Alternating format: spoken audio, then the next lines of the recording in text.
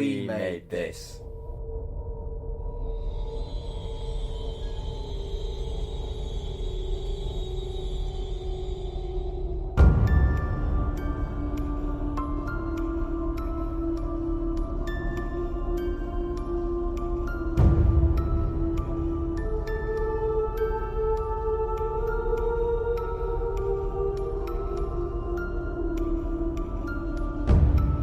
Hello and welcome to Chucky Vision, the podcast about the Chucky franchise here on the We Made This podcast network. My name is Mark Adams and I am your host, and with me at this time, as always, is my co-host, Dev Elson. Hello, Dev. Hello, everyone. Hi. But it's not just you and me. It isn't just you and me, mate. Yeah, and I know, Matt, I was going to introduce you. Actually, shit, am I calling you Matt or am I calling you Malachi? Whatever, it doesn't matter, you've said it now. I have. Yeah. Malachi J Matthews is here, everyone. Hi. Say hello, Malachi J Matthews, if that is your real name. Yeah, it definitely is my real name. Yes, I am here. Hi, Mark. Hi, Dev. How's it going? I'm having fun. We're talking about Chucky for 7 weeks in a row. It's been special times, to be honest, mate. Yeah, well, you got me in for a good one. I actually hadn't seen this one until today. You hadn't seen it till today? No, I hadn't seen. I've actually got it on DVD, but I didn't watch it. I've never got around to watching it. It's, you know me, I'm like a womble. I just stockpile physical media whenever I come across it, and yeah, it came in handy. I actually had a copy of it. I'm not sure if I'll watch it again though. Well, tell the listeners a little bit about yourself. Kind of explain why it was you that I approached to be on the podcast. Well, my name is Malachi, or Matt. I play Malachi J Matthews at wrestling. I'm a wrestling commentator. I have also run Kumite Combat Wrestling along with Hollywood Fletch, who was also from Super Tat Film Club, which is the podcast that the three of us used to do together. So there you go. That's the loop of life, the circle of life. Here we are again. Is. Yeah. We've had Fletch on already. He came to join us for Seed of Chucky, and according to Fletch, it is the best one. He is adamant that is the best one. He'd only seen that one and the first one anyway, I think. If I'm right. And he only watched the first one because I made him watch it on the podcast. So yeah. Yeah. I mean, what we're going to do is we're going to ask you some cheeky questions like we do with all the guests that come on.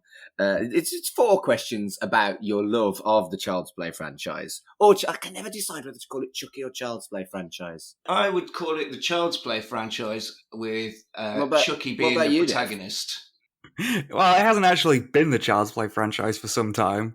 Not since the third one, and now we're on 7th or 8 now. Yeah, it has basically been Thing of Chucky, Chucky of Thing. That's true. That's true. Thing of Chucky. Again, I would watch that. I would definitely watch Thing of Chucky. It could be dressage competition of Chucky, and I'd probably watch it. Dancing Osses. The Dancing Oss. Nothing wrong with that, mate. That's. I do enjoy a dancing oss. It's sport, that is, mate. That's real sport. I watched Did you see the Olympics this year? Wasn't there like an 80-year-old Japanese bloke in dressage who was called an Olympian? Yeah, but the funniest thing that I saw this year on the Olympics was a full Genesis medley on the horse dancing. Good. Played the hits of Phil Collins while he was trotting along. I just love it. I just love the idea of right, I'm going to get into something. I'm going to teach a horse to dance. I mean, why not? I mean, there's people on fire in the world. Get a fucking horse dancing, mate. How the fuck did we get here? Well, sorry. So, let me ask these questions, for fuck's sake. Question number 1. How did you first encounter Chucky? I first saw the original film back when it came out, when I was... my mum and dad had gone out for the night and somebody was babysitting and they bought that. And we also watched Troll, the first Troll film. Good pairing. But yeah, Child's Play absolutely fucking terrified me the first time I saw it. And then, it really did terrify me. But then watching it back, it is really silly. And that's what I like about it. I just look, anything that's got voodoo in it, I'll have a bit of that. The voodoo in this, it is just the most fucking exposition-y exposition in all of exposition. Yeah. It's just so stupid. I mean, by the time the voodoo's got out of control, like this, I mean, what is this, 7? Is this film 7 in this? This is the 7th, yeah. Yes. It's voodoo's totally out of hand now. There's literally multiple little plastic goblins all over the place. And it's gone from about a 5-minute incantation to about 5 seconds. Yeah, you just say one line and it's done. Yeah, he just says what's he say? I can't remember what he says. Give me the power, I beg of you. Yeah, give me the power, I beg of you. That's it. He barely has to beg anymore. He just gets it. He just gets it. It's just fucking. It's not begging. Chucky's willy-nilly all over the place. We're not ants. talking about it yet. We're doing questions. Okay, so what's question number 2? You're alluring to yourself. Question number 2. What is your favourite Chucky film? I quite like the second one because it's just so. Why would it happen again? That's and now it's like 30 years later and it's still happening. Poor Andy.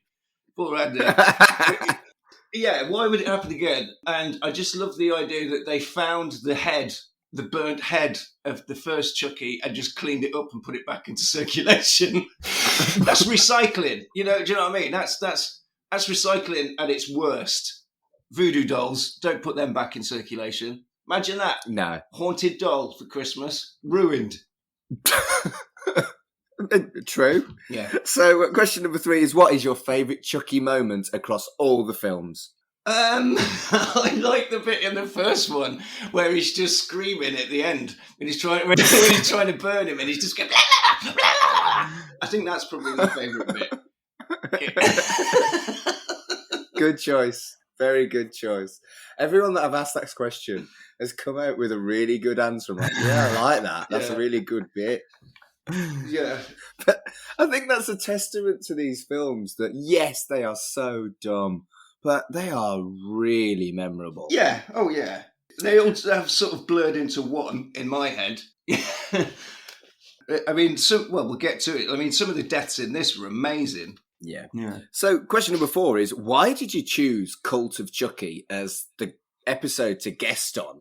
Of all the 7 that you could have come on, I mean, you were never going to be allowed on Seed, but of all the 6 that you could have been allowed on, why did you choose this one? Because it's the only one I've got on DVD.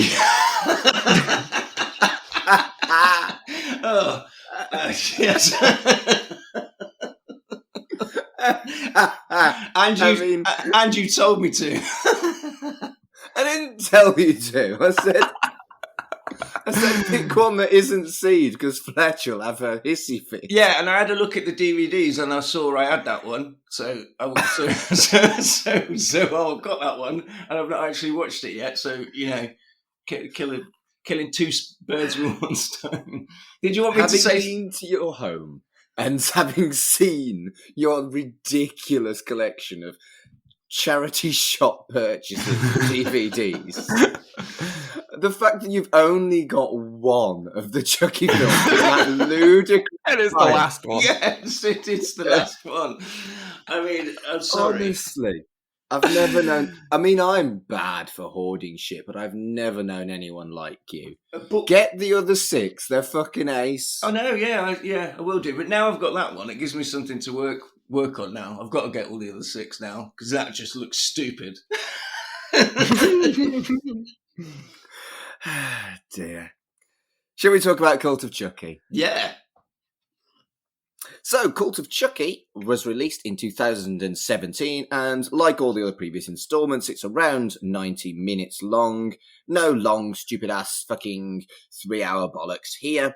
It was 18 rated in the UK, with the tagline, "You may feel a little prick." Oh, yeah, I mean, that's classic wordplay. That's clever stuff. That's not clever stuff. Some of these taglines have been terrible. This is high art, highbrow entertainment that we just sat through. So. Yes, okay, good. I don't think it's my favourite tagline. I'm trying to remember what the best tagline was. You did really enjoy Chucky Gets Lucky. That's true. Yeah. Chucky Gets Lucky, I think, is my favourite. Yeah.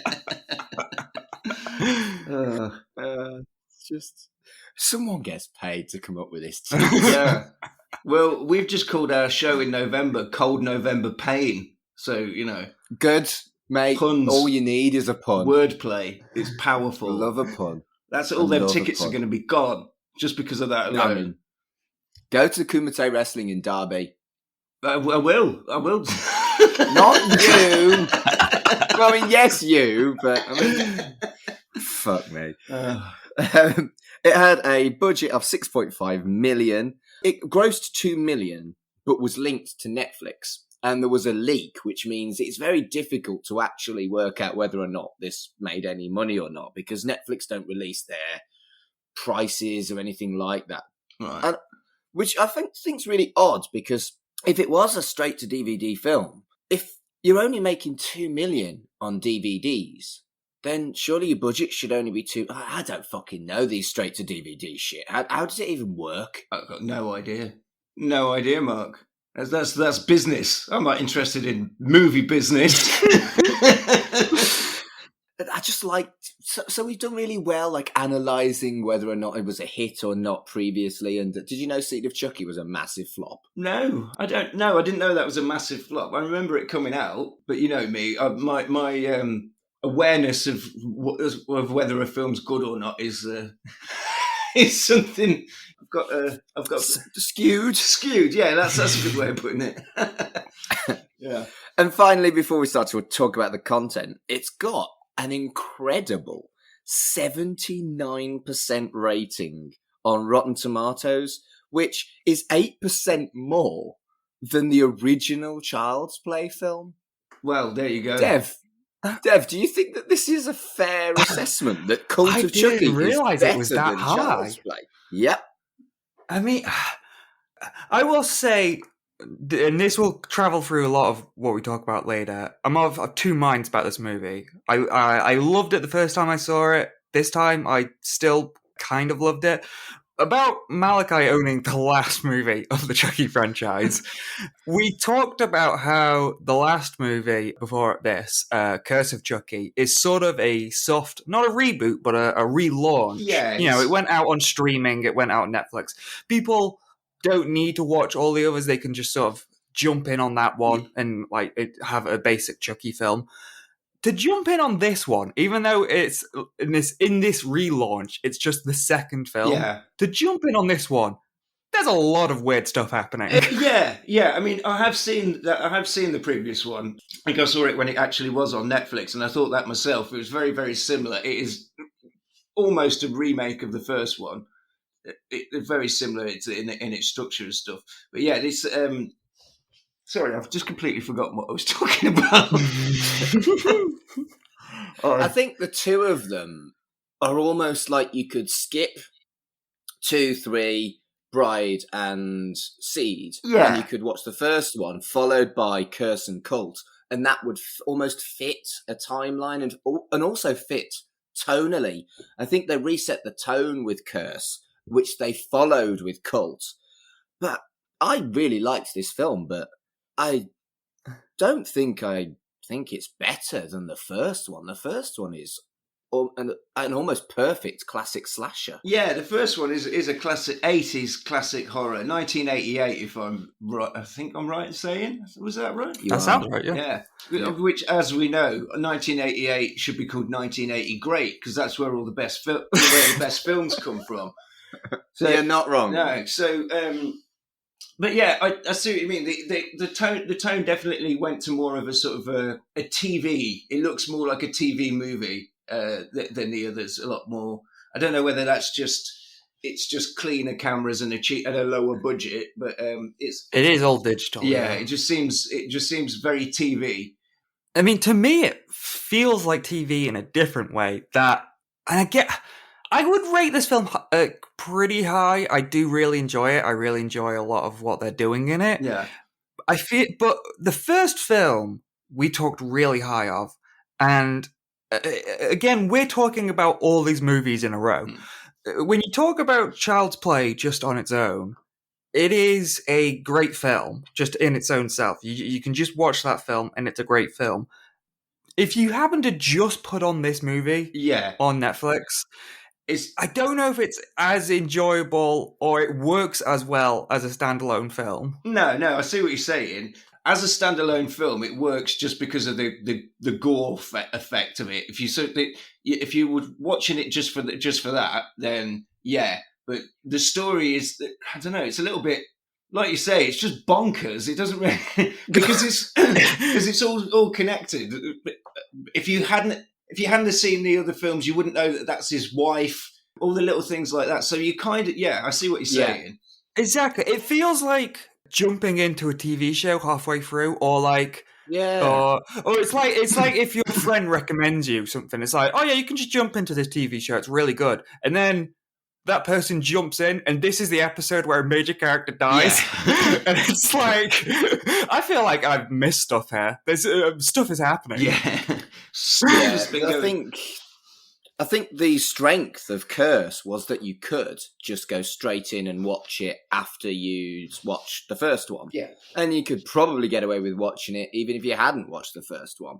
Whereas this one very much not only relies on you having seen Curse, it also relies on quite a lot of knowledge of the lore of the entire franchise. Yeah. So let's talk about some of the stuff in there. It's a lot more modern. Yes. It struck me how modern it was with like lines like, you Googled me.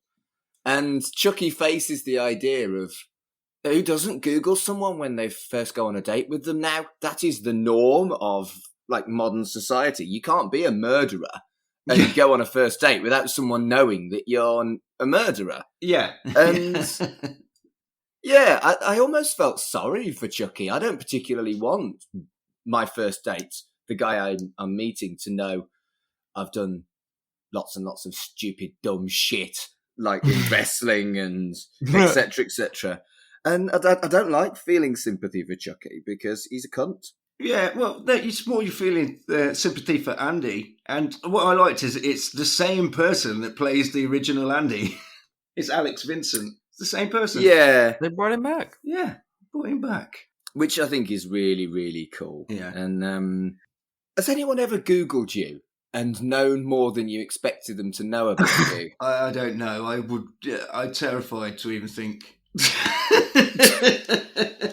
But I do. I do all my stuff under a fake name. So true. I mean, I have been on a date where they already knew before I told them that I've done wrestling stuff, and I was like, I don't know whether I like that. So yeah, there's definitely some empathy there. That very, very modern. I guess that's what I'm saying. Very modern. Very modern. Yeah.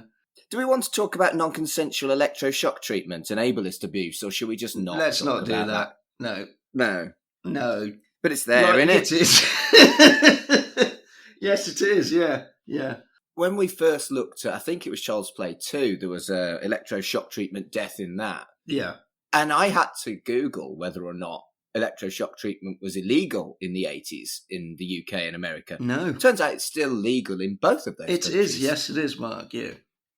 Yeah, it's gotten very fringe now, but it's still technically legal, I think. What the actual fuck? Yay! I mean, lovely. It does a good image. It always conjures up that good fear of institutionalization. That sort of fear, that sort of scene. That's obviously what it's about, isn't it? If you're totally helpless and people are just shocking you and you can't do anything about it. Horrible. I genuinely wonder whether or not Don Mancini has had some kind of unpleasant experience in his past with non-consensual gay conversion therapy type stuff or something. Yeah. Because it's the second time this has appeared in a Chucky film now, and I'm like, are you subconsciously or highlighting just how fucking bad this shit is. Yeah. Because it's happened to you. I hope it hasn't, because I hope it hasn't happened to anyone, but I know it has happened to some people. Yeah. I mean, at the very least, it's a metaphor of some sorts, because, I mean, I think he's been out since the start of his career. Yeah. Because Quite early. Yeah. So at the very least, I imagine, well, he has had resistance. Remember when he wrote Seed of Chucky and Universal said, this is too gay? They did. They said it was too gay. They did. Yeah, the producers at Universal read his script and said, this is too gay. And he had to go elsewhere to get it made. Yeah, he took his ball home, which I can respect. Yeah. So the multi-personality thing of Tiffany, Jennifer Tilly, Miss Valentine, it's always been done for laughs, but I feel the tonal change is really noticeable here. I found the whole thing a lot more creepy, a lot more scary than they used to play. Doesn't she look like Jennifer Tilly for laughs? Yeah. Whereas now it's so much darker, and I really like that. Yeah. I do like the tonal change. I mean, this is particularly something for Dev, as you've watched all 7 films in 7 weeks. How do you feel about the tonal change? They've definitely, there is a sadness, because especially since in these movies, they definitely play Tiffany off as a more evil person. Yeah. Like, when they introduced her in Bride, she was very much like a tweener of sorts, because, like, she was sort of like Harley Quinn. She was in love with Chucky, but she was also getting abused. And now she's on much more equal footing with Chucky these days. I guess that is sad for, in this world, Jennifer Tilly, who I don't even know if she's in there anymore. This fictional world has lost so many greats. In this world, we've lost both Jennifer Tilly and Britney Spears. Yes, we have. But that Britney Spears gag, they definitely wouldn't do that now with the tonal change.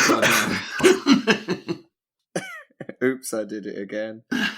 I would not put it past Don Mancini to make some kind of reference in the TV show. Like, the only kill that Chucky regrets is Britney. I mean, they could explore what a world without Britney Spears would be like. Well, what is the TV show set to be? Is it going to be a continuation from after this, or is it just a totally different Yep, thing? it is, yeah. Not to jump ahead, but they have shown photos of Chucky in their new body, right? In lingerie with Jennifer Tilly. Oh, good. You didn't tell me that. I'd watch that one. Are you a fan of Jennifer Tilly, Matt? Mate, of course I am. I don't know. I'm not so good with girls. Is she what you would refer to as a MILF? Yeah, of course she is. Good. Yeah. So talking about people who are attractive, that Malcolm Michael Mark, whatever the fuck his name is, But he's well fit. Totally would. Multiple Malcolm. I recognised him from something else, but I don't know what it was. I could look it up. Actually, my phone's right in front of me. Oh, that's good podcast content, that is. Waiting for someone to look shit up. Sorry, you used to do it to me all the time, so now it's my turn. I am going to shoot a wild guess out and say, was he on Hannibal at some point? Because they mention it, don't they? He said, I hate these... Well, also, Don Mancini wrote and directed a fair bit of the TV show. Because he said, I can't believe that show got cancelled. Fucking hell. Oh, that's it, yeah. He was in the last film as well. He was in the last film as well? Weirdly, quite a lot of these actors were in the last film in bit parts. Right, playing different characters. I've just noticed when I was looking through that the girl from the second film is in this film as well. Did you not watch the post-credit scene? It's after the credits. Oh, no, I didn't, no. Yeah, there's a Kyle comes post-credit back. scene. Oh, well, there you go then. No, I didn't see that. You missed the post-credit scene, mate. Oh, no.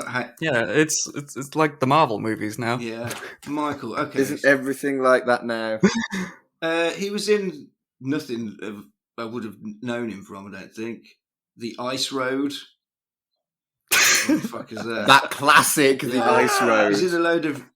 He's in a film called Radio Christmas. Always and Forever Christmas. A Shoe Addict's Christmas. He's in a film called A Shoe Addict's Christmas.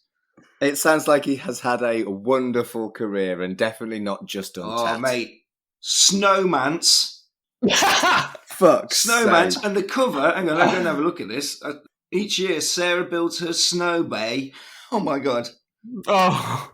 Snowman with her best friend Nick. After another breakup, she begins to wonder if she will ever find her love again. So it's Jack Frost, basically. It's Jack Frost, but he's a nice fella. Snowman, it's brilliant. I don't want to watch Jack Well, Frost all without Christmas chilling and films. killing. A Dream of Christmas, Journey Back to Christmas. This man's obsessed with Christmas. And was there not a romantic kiss in the snow in this movie? It all comes together. Yeah, I don't know. He got shoved in. Gosh. He got shoved in a grave in the snow in this film. He didn't do too well. Yeah. No. So in my notes, I've written, Mancini really likes Reflections in Knives, and since I watched this film, they've released a really cool poster for the Chucky TV show, which has a reflection in a fucking knife. Yeah. He really does like that. It's like 2 films in a row and a poster. And Yeah. I get it, it's pretty and it works, but do a new shiny thing or something. If it ain't Reflect something else. If it ain't broke, mate, leave it alone. I mean, that's true. There are 7 Chucky films. But yeah, Reflections in Knives, it's clearly a thing. Yeah. Has he nicked it from somewhere, or he must have nicked it from somewhere? It must have been done before. I don't know. I was trying to think. Probably. It's all horror and stuff is nicked from somewhere else. So he must have seen it somewhere. Because then we're going, oh, that looks cool. I'm going to put it on everything for 30, 40 years. So one thing I really liked was the attempted suicide. There's something incredibly grim about finding that your intended murder victim wants to take their own life. That's... Yeah. Like, we've talked about the tonal change already, but fuck. Yeah, we have talked about how, in contrast with other slashers, Chucky is an evil person. Yeah. This film really just highlights that there ultimately is no end goal for Chucky. He just likes fucking with people. Yeah. Yeah. And this film really goes in on him just screwing with these people in the worst possible ways. Yeah. Going back to what you're saying, Dev, about how he is an unsalvageably vile human being. Well, human being in a doll. Voodoo. But voodoo. He's impatient with the mentally ill, and that really kind of made me cringe. Yeah. Well, I think But in the right way. Yeah, he's a bad guy. He's a bad guy, and he doesn't really care. He doesn't really care what you or who you are. He's just going to do the same thing to anybody. Do you know what I mean? That's the whole paralyzing drug thing. I don't like this. I don't like the idea of that. No. Did we all get the reference when Chucky name dropped Cuckoo's Nest? And who was in a Cuckoo's Nest? Brad Dourif. He was, yeah. There you go. Oh, there's so many. It's so circular. It's like Inception, this film. It's like a film within 7 other films.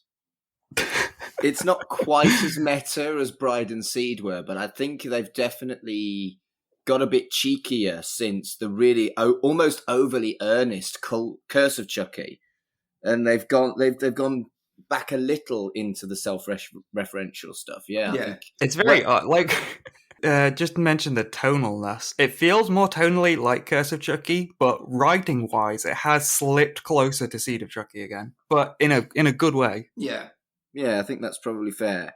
If we're going to do comparisons to previous films, how recently have you seen Bride of Chucky, Malachi? A couple of years. I did actually find it on YouTube. I haven't watched it for probably about 4 or 5 years. So do you remember how shit the glass ceiling CGI was in that film? Yes, and they've redone it. The glass CGI in this was amazing.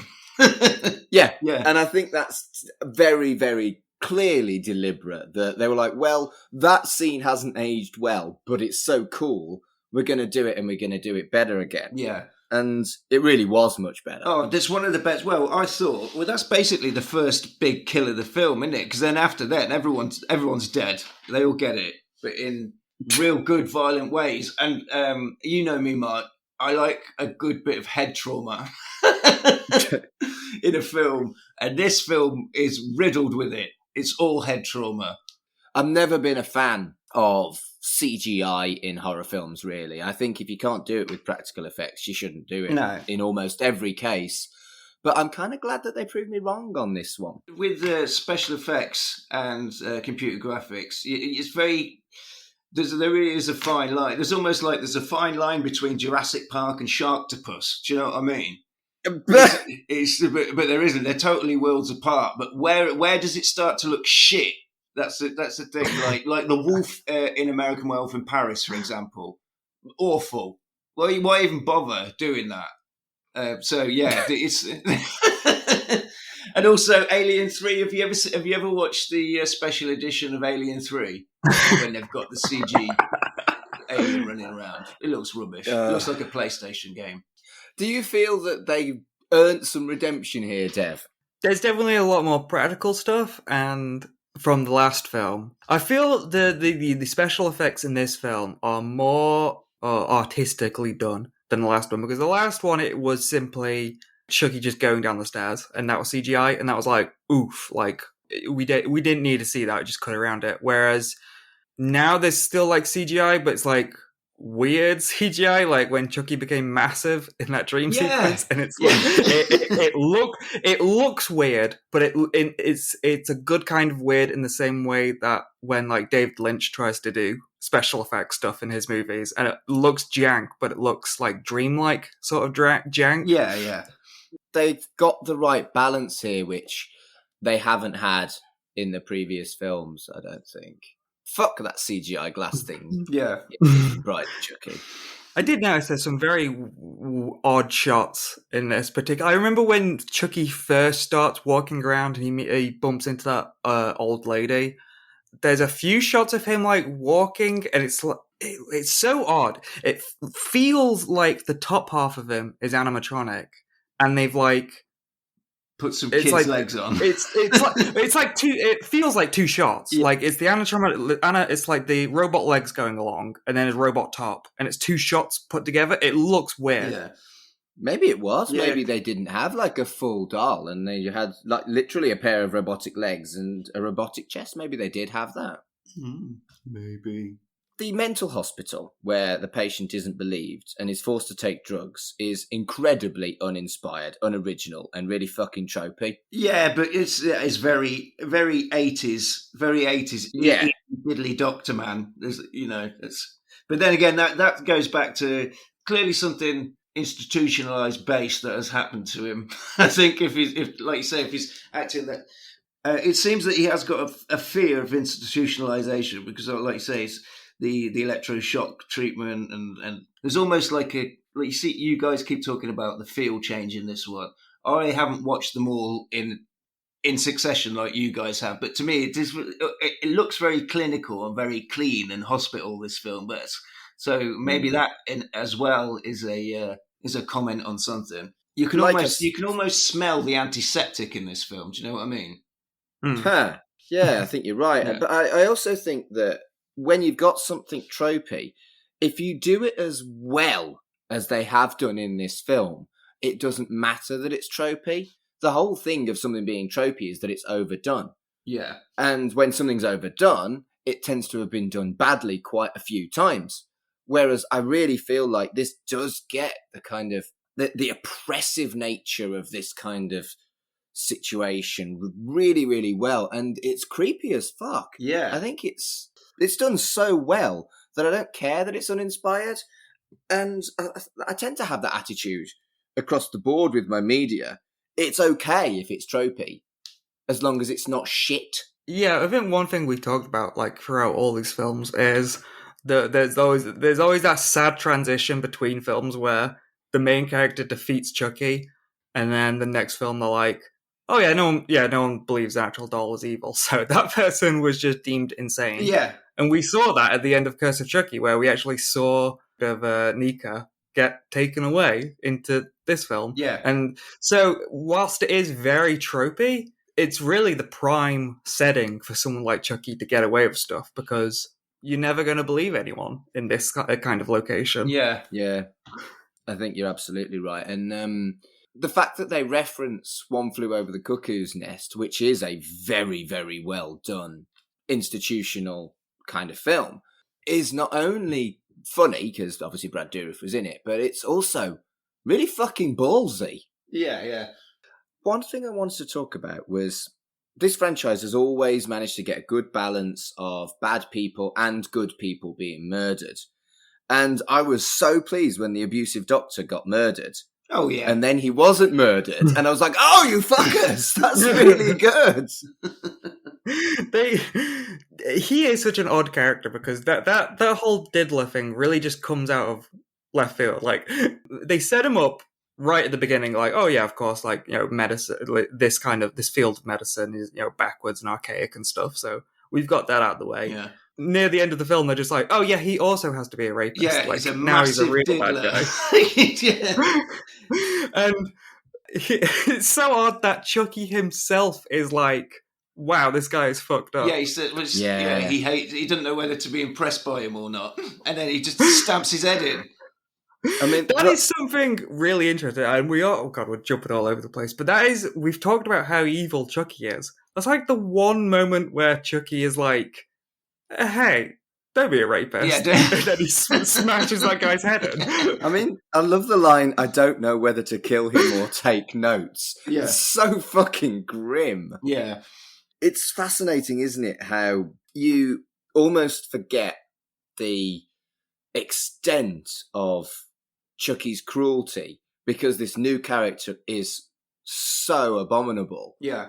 That, again, it's just the whole film is so much better than it has any right to be. I said this about Curse of Chucky as well. We laughed at the jokes in Seed and Bride, but this really feels so sophisticated. These two films, these two straight-to-DVD films that should have been wretched kind of exploitative cash cow shite, they're done so fucking well. Well, it's just the same guy that's written all of them. It's just like Fast and Furious, Mark. They just keep getting better. No, they don't. But that is sort of a weird comparison, and it's kind of apt because it's like when you have the same writer doing the same things, it's not like, oh, we need to make the next sequel. It's like, what can I do with these characters? What can I say about this world and stuff? Yeah. And so that's why you get those, like, that's why the Fast and Furious sequels are so insanely sincere with their characters and stuff, because it's the same writer writing them all. And it's the same way how so much like social political stuff gets into these sequels, because it's just Don Mancini using like the world and his characters to explore that. I mean, we jumped over it, but like literally the first lines in this movie are Andy and his date discussing the Second Amendment. Yeah. It's And owning too many guns. That is so weirdly political to start a horror sequel with that. Yeah. It's kind of blink and you miss it with the social commentary. It's clearly a queer film if you're queer and you're looking for it.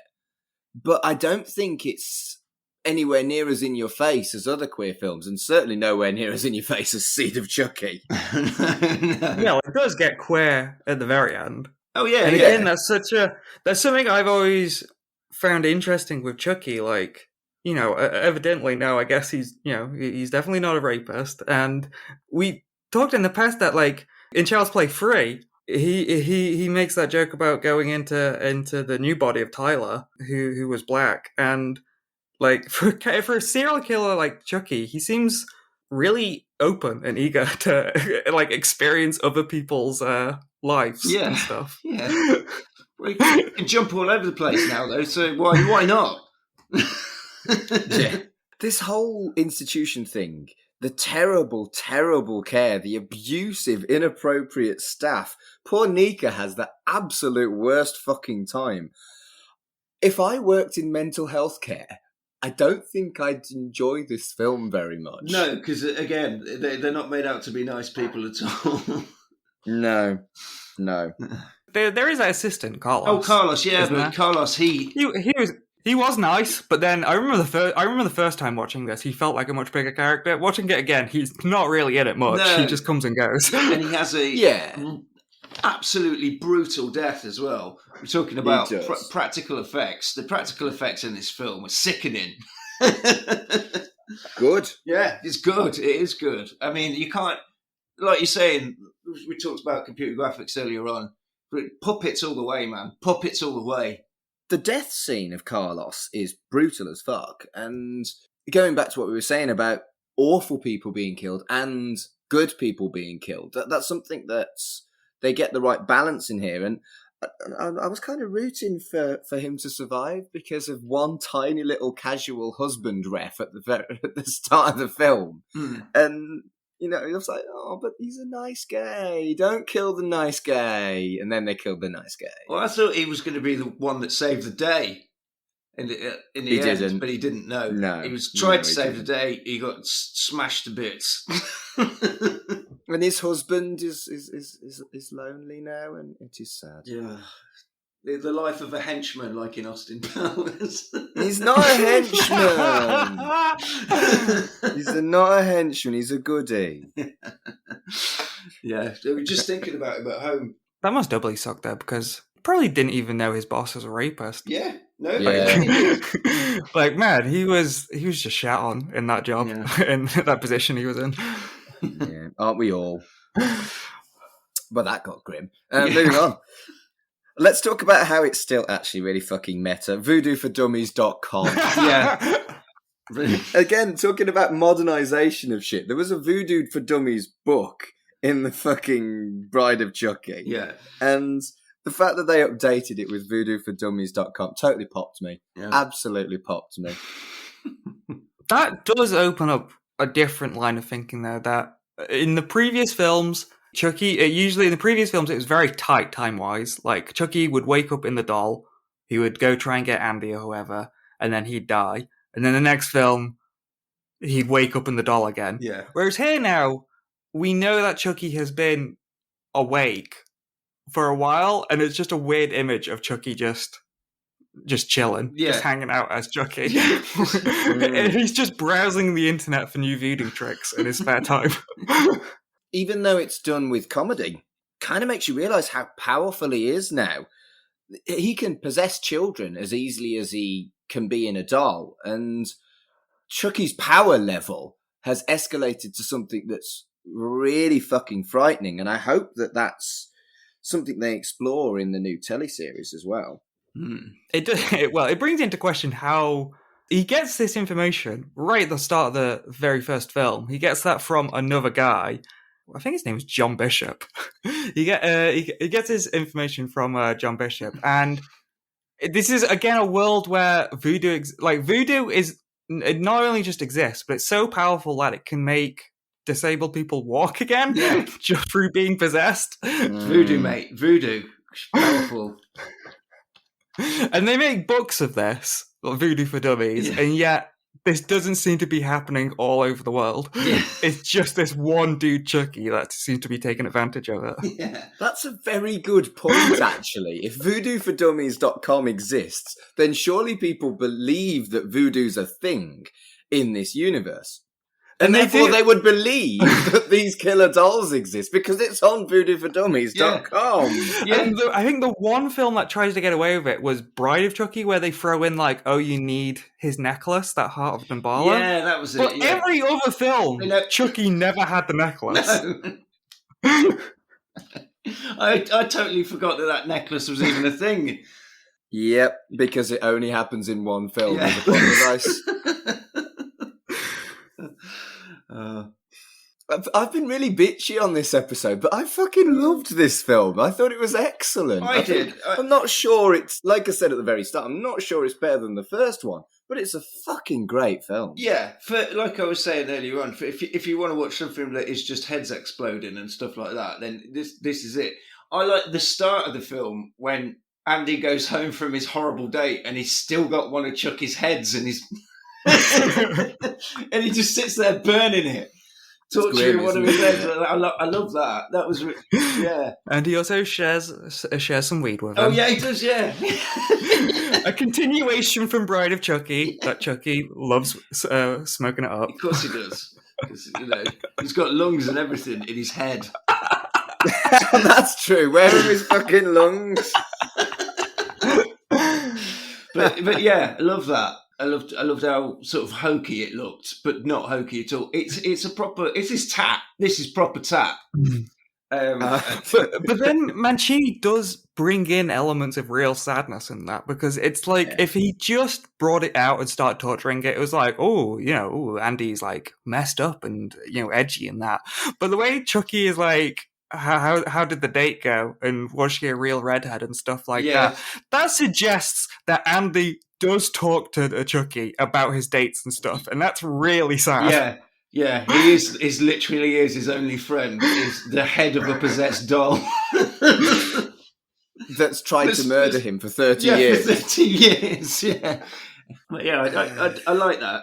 Like I say, anything with puppets and practical effects. I mean, the practical effects in this are great. There was the first one with Chucky's possessed head. There was Malcolm's head drill death. There was all of them. They're good. Like I said, head trauma deaths. The glass. The head stomp death reminded me a lot of what you see in Walking Dead. Yeah. So again, a very modernized death. I don't think you'd have seen something like that in the 80s or 90s. I think it is completely inspired by Walking Dead. I mean, I'm happy to be corrected by that, but you certainly see that kind of death a lot when they kill zombies in the TV show. I've never seen it. Walking Dead. I watched the first one because I remember they eat us, don't they? Eat us in that. Well, I mean, if we want to talk about really fucked up kills and also really sad character stuff, we have to talk about the character of Madeline. Oh, God. The woman who murdered her own child and then believes that Chucky is her child. That's a really fucked up subplot in this movie. Yeah. And it turns out that he has been talking to her the whole time. That's because he is Chucky. Oh. Yeah, it's grim, and it's really, really well done. It's bleak as fuck. Also, this is where you get the...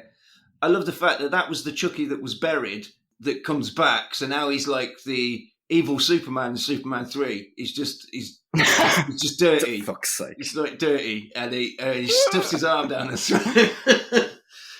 But then, of course, there is a third Chucky in the mix.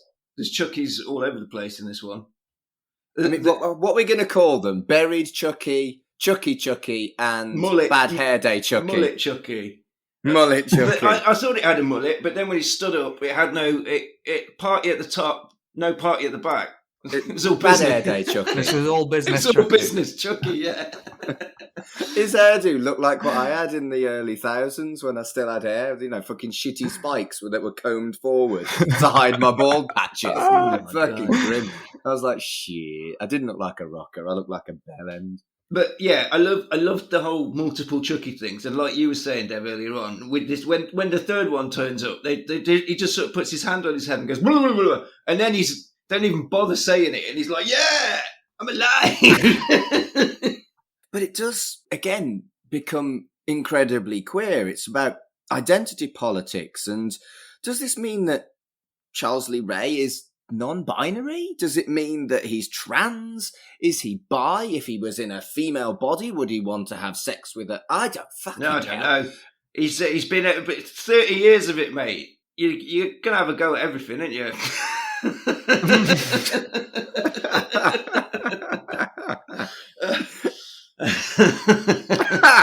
I mean, I've had a go at a lot of things, but I'm not sure I want to go at everything. Yeah, well, there you go. Don't start meddling with voodoo, then you'll be fine.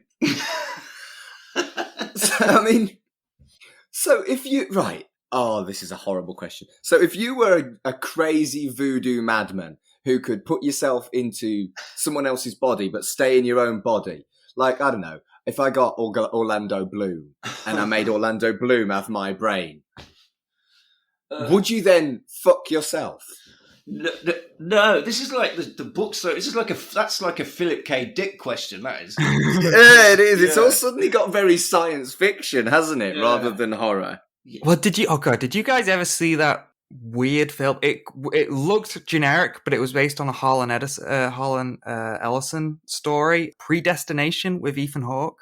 I vaguely I mean, remember I that. love Ethan Vaguely Hawke. remember I'll that. watch anything That with Ethan film Hawke in. and that story is so fucking bizarre because it's all time travel and stuff, but like he travels back in time and then has a sex change operation and he becomes his own mother and father. What? I mean, that's blatantly stolen from Red Dwarf. Dave Lister is Dave Lister's father. The story came from like the 60s. Yeah, I don't think it's okay. Well, then maybe Red Dwarf stole it. But yeah, in Red Dwarf, Dave Lister is Dave Lister's dad. Yeah. Oh dear. You just compare... Did you just compare Red Dwarf to Philip K. Dick, then? Yeah, I fucking did. Red Dwarf's my masterpiece. Okay. Listen to Shipwrecked and Comatose on the We Made This Podcast Network, yo. Yes. If you like Red Dwarf. But yeah, it all gets very kind of complicated, and when you go back to the original film, Child's Play, it was a simple slasher.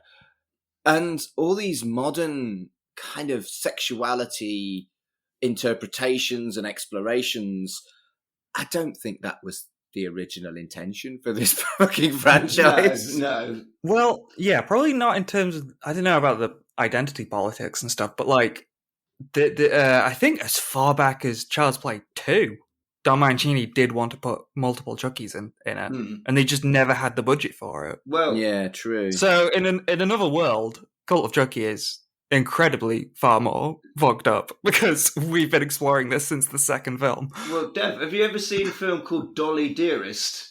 We've talked about that, I think, in the very first episode. Yeah.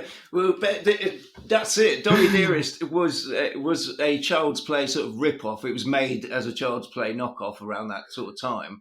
And that has got multiple Dolly Dearests in it at the end. Like, they're horrible, aren't they, Mark? I fucking love Dolly Dearest. It's a favourite of mine. It terrified Fletch, that film. It's not very... Yeah, he was actually scared of all the multiple dolls in that film.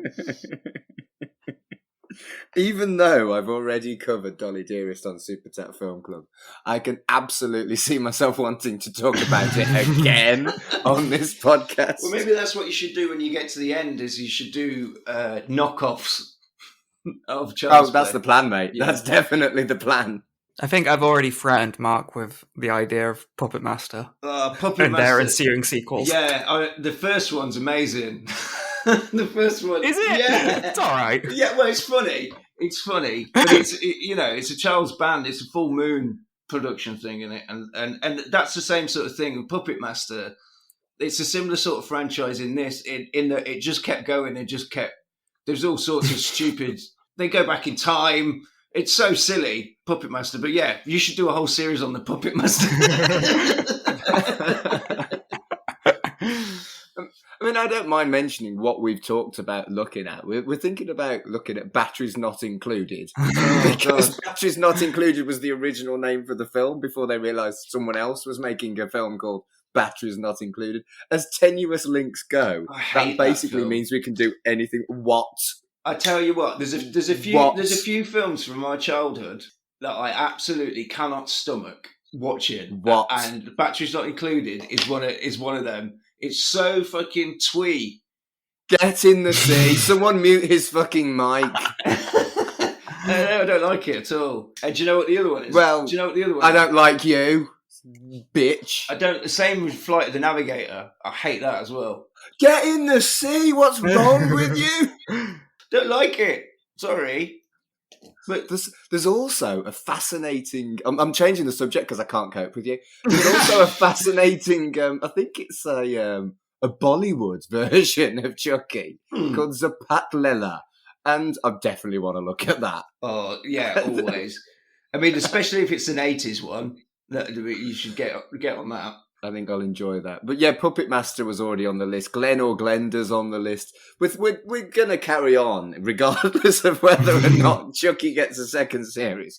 We're going to carry on watching more tenuous and tenuous links to the franchise.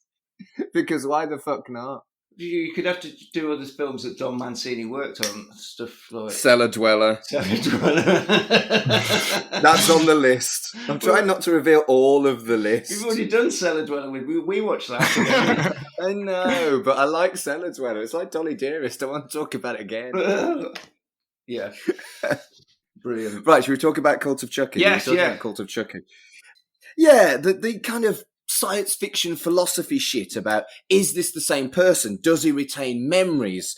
And which is the main one? Is there a boss or a kind of patient zero? And they don't go into any of that. Yeah. And I really hope they do in the teleseries. Yeah. Do they have a collective consciousness like the Borg?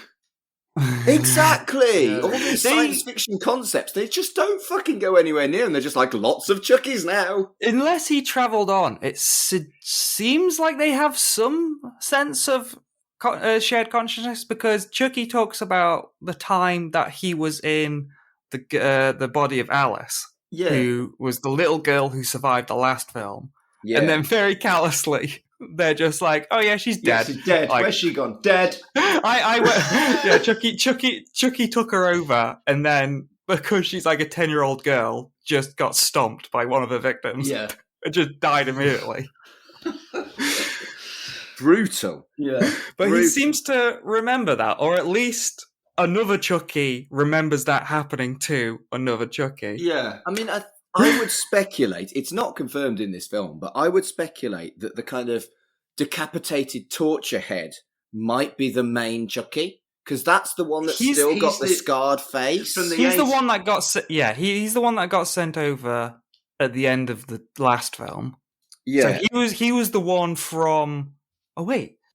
He's the one that survived since Bride of Chucky, because he's got the sewn he's up got the face. Staples on his face and stuff. It's the same one. Yeah. Oh, yeah. I was going to say, didn't he get put into police evidence? But then they did the Bride of Chucky thing again at the end of Curse of Chucky, didn't they? Where Tiffany gets him back and then ships him off. So that is the first one. But then I remember reading on IMDb, they were like, this is the Chucky from the first one. And it's like, technically no, because in Child's Play 3, when at the end of Child's Play 2, he becomes that pancake when he gets liquefied. Yeah. And in Child's Play 3, they lift him up, and then some of his blood goes into the factory. Yeah. And so technically, that's a new Chucky. That's not the old body. That's like a brand new Chucky. So he's been a fresh guy since Child's Play 3. Yeah. Yeah.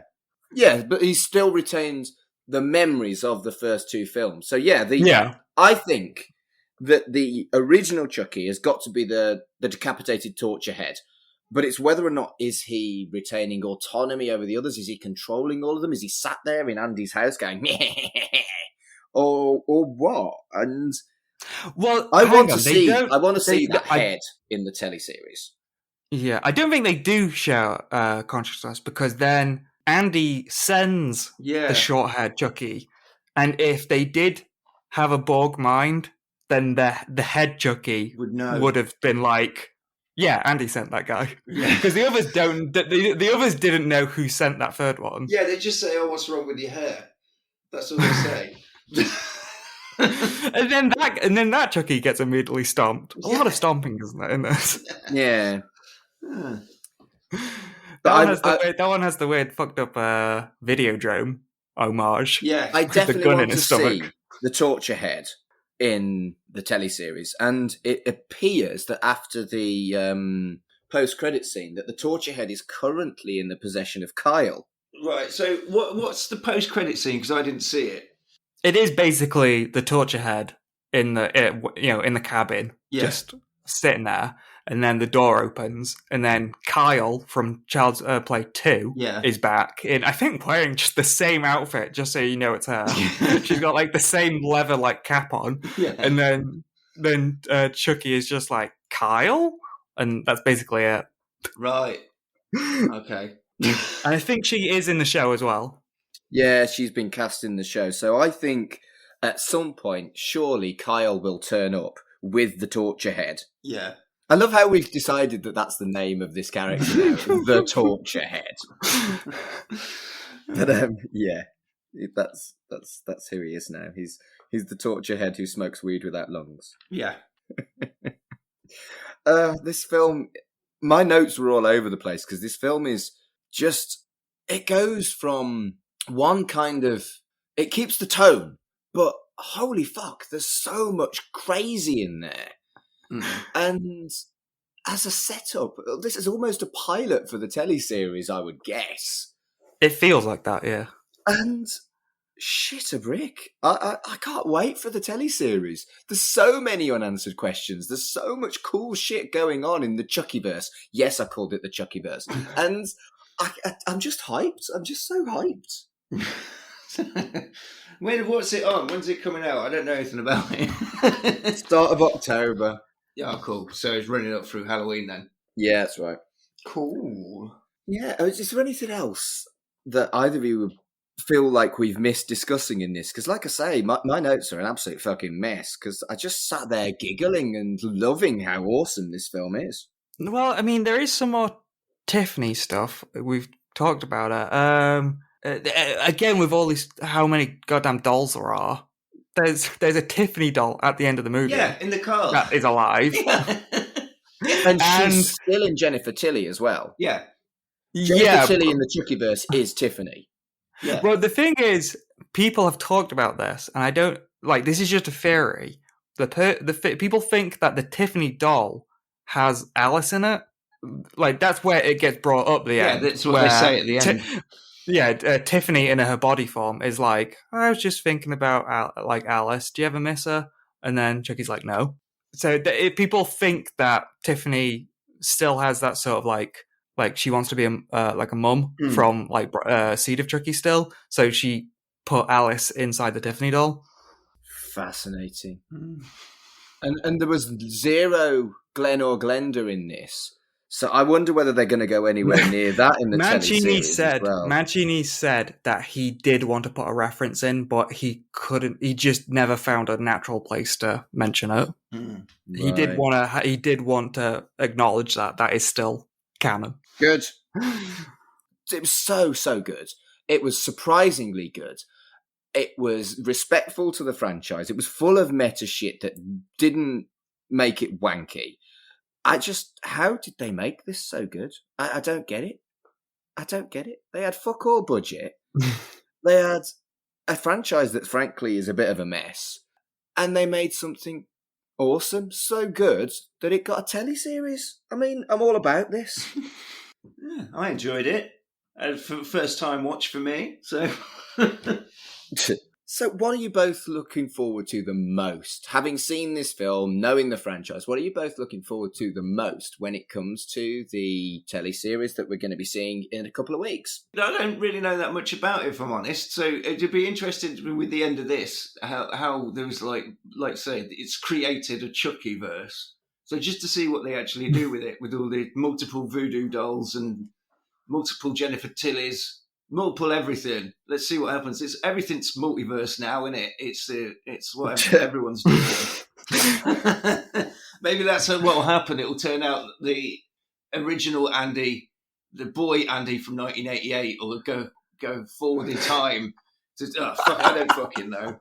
Do you know what? I don't want to see that. No. I don't want to see a Chucky multiverse, mate. I mean, good. I'm glad that's what you're looking forward to, but I hope it doesn't happen. No. Dev, have you got a more sensible answer? Well, similar to Malachi, I guess, to answer Malachi and also answer the question, like, I can't wait to see how quickly it gets weird, because from the trailers, which I don't know if Malachi's seen, from the trailers, they set up the story that it's this new kid, Jake, and he finds a Chucky doll at a yard sale, and then the Chucky doll starts to like corrupt him and like, you know, whisper like evil things. Yeah. And, you know, because he's a kid, he's impressionable, you know, he might start to do bad things. So it's sort of like so it feels again like Curse, and like the first one, it feels like it's a soft relaunch. Yeah. So I imagine the first episode is going to be all this, and then the most they reference is like at the end, Jennifer Tilly like moves into the neighborhood.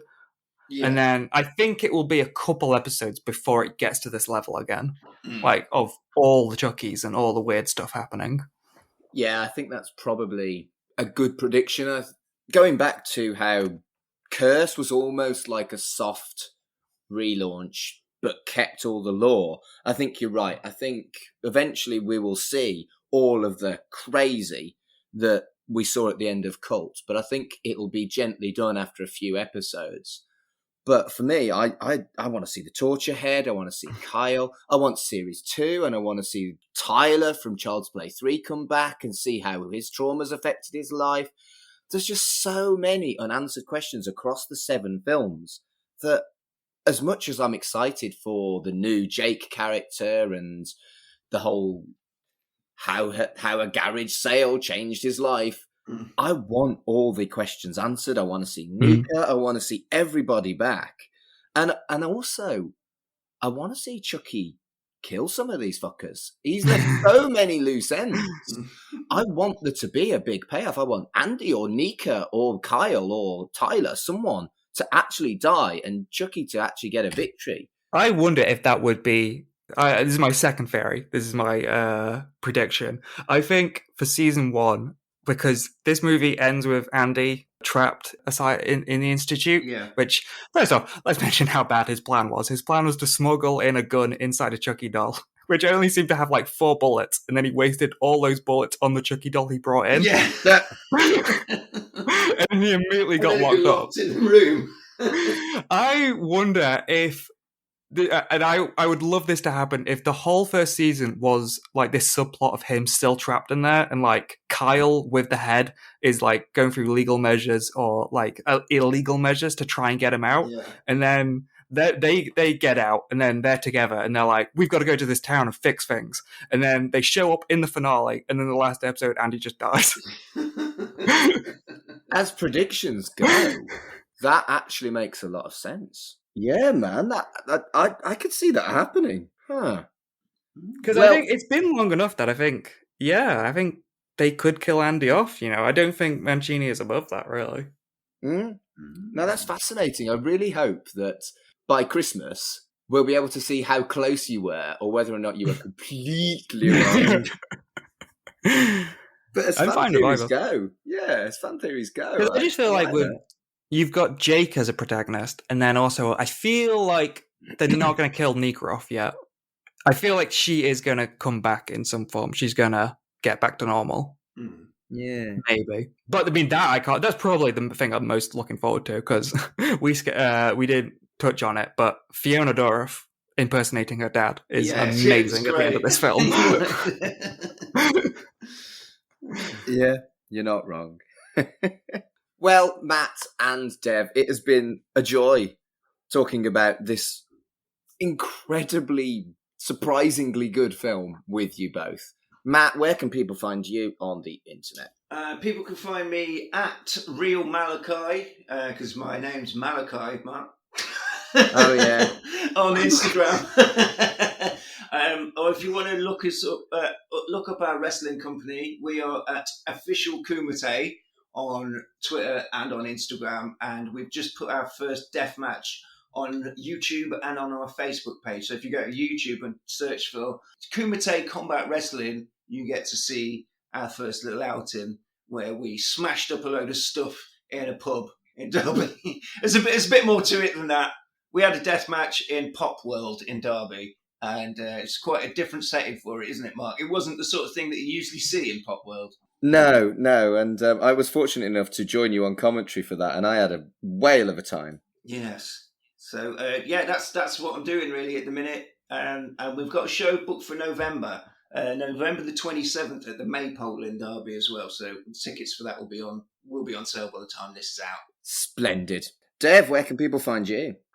People can find me on Twitter at Absolute Travesty. I occasionally write reviews for framerated.com, which is also on Medium. I'm very occasionally on Twitch, or I used to be. I need to get started on that again, but I'm on Twitch at twitch.tv/ShootThatNebula, I believe. You, Mark?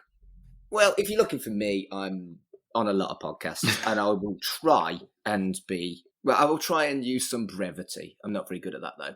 Red Dwarf Podcast, Shipwrecked and Comatose, at Red Dwarf Pod on Twitter. Podcast about kids' telly, Writing the Childhood, at RITC Pod on Twitter.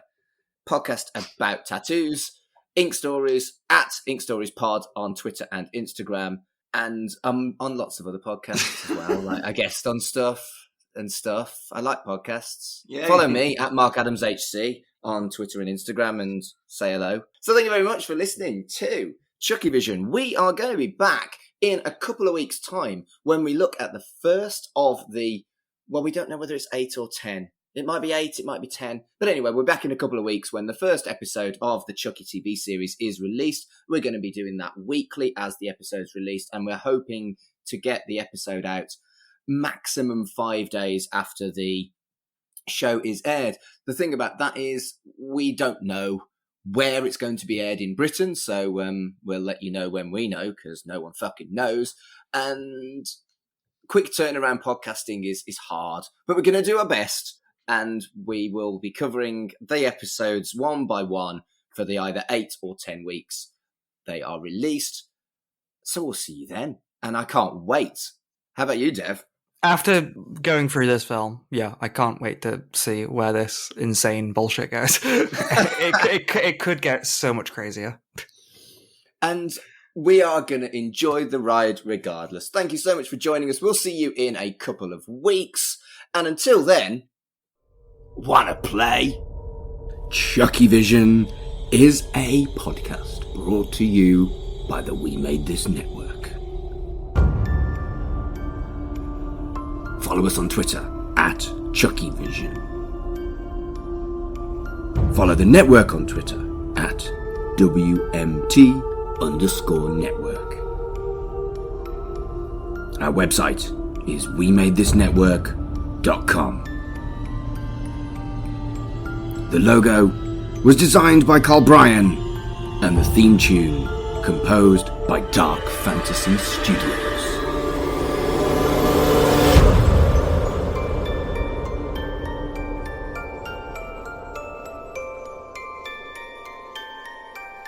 Wanna play? Hello everyone, this is Tony, Network Chief of We Made This. As you know, our podcast network brings together a brilliant assortment of talent who talk about all kinds of pop culture content, such as the episode you just listened to. We're not going anywhere, but we'd love to keep the lights on for even longer if you're able to support our network on Patreon. For just £2 a month, you get your name in lights and the satisfaction of knowing you're helping us produce more great audio. And for £3 a month, you'll get your name in lights, but you'll also get access to an exclusive bi-monthly podcast from the We Made This talent pool on podcasting, pop culture, and, well, you tell us. We'll take your suggestions. For less than the price of a coffee per month, you can help keep We Made This going. Just head to patreon.com/We Made This. That's patreon.com/We Made This. And get the ball rolling. Elsewhere on We Made This. The X-Cast, an X-Files podcast. One of the interesting things about Carter's work as a writer and director, and again, this is something that I consider, personally, I'm not speaking as anybody with any theological expertise, to be clear, but just something that when I see it in his work, I think this is something I associate with Catholicism and my religious faith, or the religious faith I used to have and kind of still never really kind of let go of, is Carter's preoccupation with the idea of sin, redemption, and in particular forgiveness. Free with this month's issue. I went for quite a few years in a row to Leeds Festival, where there seemed to be riots following us wherever we went for a few years. Yeah, there was a riot at the one I went to, I remember. Yeah. Well, me and Sarah, our first festival was Leeds 2000, where there was a riot in the field that we were sleeping in. Because sleep is important and nothing is going to get in the way of my sleep. I need to clarify this. We decided that if we didn't open the tent and look outside, we would be okay. Yeah. And then the next morning, opened the tent, and surrounding our tent were burnt tents and an entire row of toilet cubicles that had been burnt to the ground. Wow. So I like to think they thought, wow, if they think this is not worth leaving the tent for, we don't want to mess with these people. Yeah, absolutely. Yeah. They're that committed to sleep. Let's not with them. They must be serious business.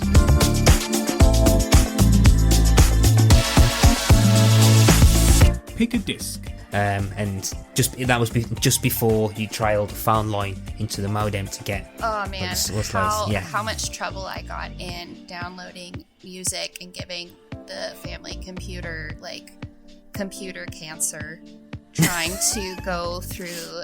Because I had a very religious home, so on my MP3 player, the Black Parade, actually, I changed the titles because I wasn't allowed to really listen to rock music. So the Black Parade was like the Jesus Parade, and I changed the names and stuff. So if my mom saw me listening, I was like, there's no album art. I know exactly what the songs are. Check out all of these shows and more on the We Made This podcast network.